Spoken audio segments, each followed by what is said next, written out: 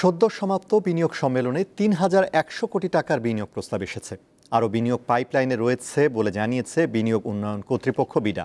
রবিবার প্রেস ব্রিফিংয়ে আরও জানানো হয় ১০টি অর্থনৈতিক অঞ্চল স্থাপনের কাজ বাতিল করা হয়েছে, আর নেপালের জন্য হচ্ছে একটি অর্থনৈতিক অঞ্চল।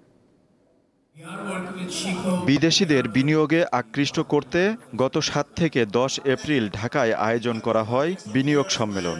বাংলাদেশ বিনিয়োগ উন্নয়ন কর্তৃপক্ষ বিডা আয়োজিত ওই সম্মেলনে দেশি বিদেশি ব্যবসায়ী সহ ৩৫০০-এর বেশি মানুষ অংশ নেন। রবিবার ব্রিফিংয়ে বিনিয়োগ সম্মেলনের ফলাফল তুলে ধরে বিডা কর্তৃপক্ষ জানায়, এবার ৩১০০ কোটি টাকার বিনিয়োগ প্রস্তাব এসেছে। এতে পূর্বের ধারাবাহিকতাও ভূমিকা রেখেছে। এই ৩,১০০ কোটি টাকার ফুল ক্রেডিট আমরা এই সামিটকে দেওয়া উচিত হবে না।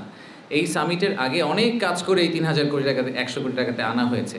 পৃথিবীর কোনো মানুষ, কোনো ইনভেস্টার কোনোদিন একটা সামিটে এসে আবেগপ্রবণ হয়ে হঠাৎ করে ১০০ কোটি টাকার একটা চেক লিখে ফেলে না।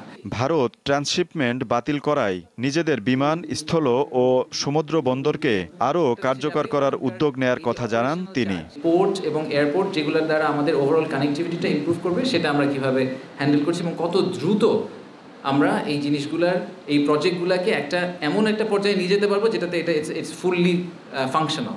এ সময় জানানো হয় ১০টি অর্থনৈতিক অঞ্চল স্থাপনের কাজ বাতিল করা হয়েছে। এছাড়া নেপালের জন্য হচ্ছে একটি অর্থনৈতিক অঞ্চল। অন্যান্য মিনিস্ট্রির বাইন থাকা উচিত এবং তাদেরকেও একসেপ্ট এবং কমিট করতে হবে যে হ্যাঁ, আমি যদি এই ফেনীতে একটা ইকোনমিক জোন করি তাহলে ফেনীর ওই ইকোনমিক জোনে গ্যাস দেওয়ার দায়িত্ব এনার্জি মিনিস্ট্রির, এনভায়রনমেন্ট ক্লিয়ারেন্স দেওয়ার দায়িত্ব মিনিস্ট্রি অফ এনভায়রনমেন্টের। এরকম প্রত্যেকে ফুল কমিটমেন্ট নিয়ে তারপরে আমরা ইকোনমিক জোন ডিক্লেয়ার করব, তার আগে আমরা ডিক্লেয়ার করব না। দেশে বিনিয়োগ নিয়ে কাজ করছে মোট ৮টি সংস্থা। এসব সংস্থাকে এক ছাতার নিচে আনার সিদ্ধান্ত হয়েছে বলে জানান বিডার নির্বাহী চেয়ারম্যান। বছর ধরে ঝুলে থাকি আমরা ইনভেস্টরদেরকে অ্যাক্সেসটা দিই। আজিজুল ইসলাম, দীপ্ত সংবাদ, ঢাকা।